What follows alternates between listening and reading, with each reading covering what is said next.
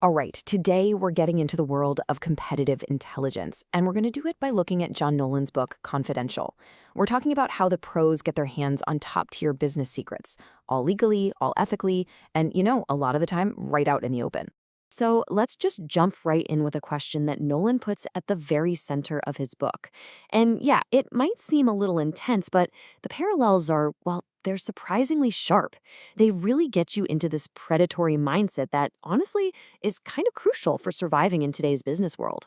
And what's so cool here is how these biological traits, these things that make a shark, translate perfectly into a strategy for gathering intelligence.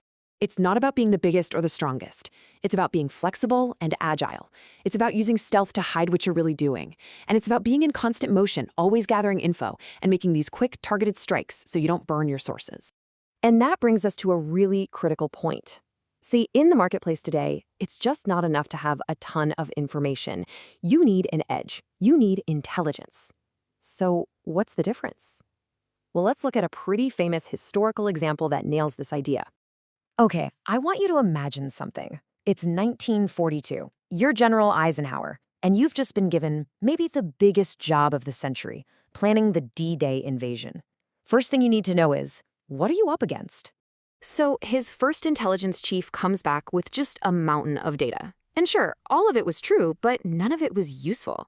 River depths, the types of trees in the forests, seriously? Useless. Eisenhower fired him on the spot. His second chief, though, he did something completely different. He asked Eisenhower what he needed to know. And he delivered focused, actionable intelligence, the stuff you can actually make world-changing decisions with. And that's the challenge, right? This Rockefeller quote just nails it. But how do you actually get that kind of deep knowledge about the other fellow's business?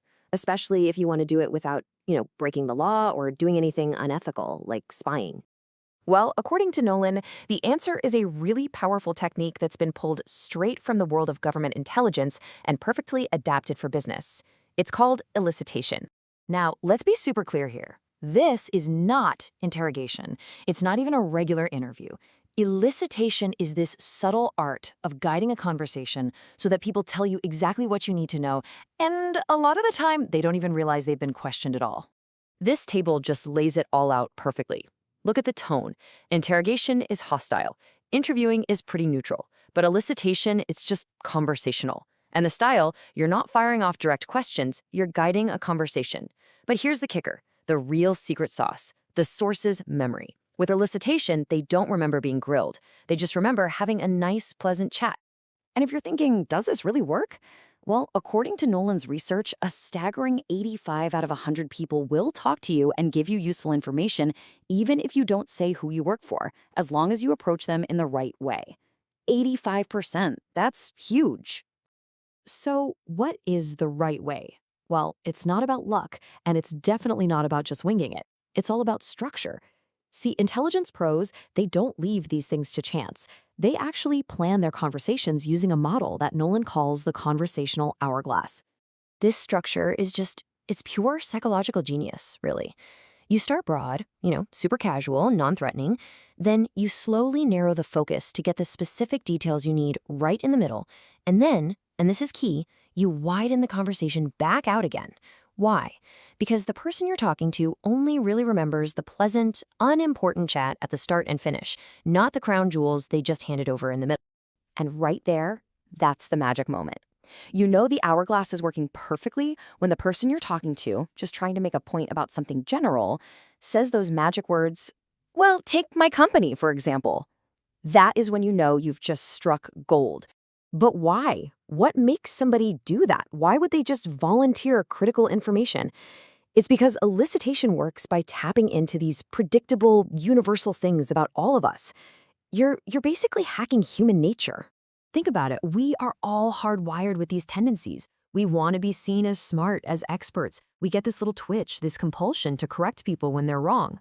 So, for example, if you say to a competitor, hey, I hear your big new product launch is delayed until next quarter, their desire to correct you, to show you they know what's really going on, might just lead them to blurt out the actual launch date.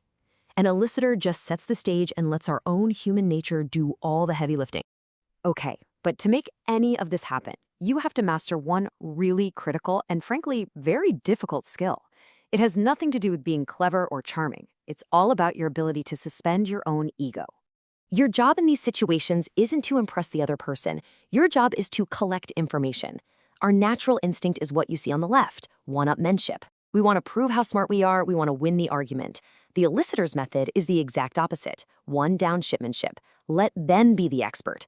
Sometimes the absolute smartest thing you can do is look a little naive, or maybe even get a fact wrong on purpose, because their urge to correct you is going to reveal the truth. You know who the fictional master of this was? Sherlock Holmes. And he explained it perfectly. The key is to seem detached. The second they even get a sniff that you're hunting for something specific, the game is over. They will, as he says, shut up like an oyster. So, what does this all boil down to? Here's the big takeaway. Once you understand these techniques, you can completely shift your perspective. That casual chat at a trade show, a quick call with a vendor, even talking with an old colleague, it's not just small talk anymore. It's an opportunity. And that really leaves us with one final lingering thought. Now that you know the secret, now that you know how to listen for what's not being asked, every single interaction changes.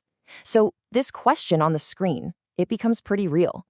Will you ever have a truly normal conversation again?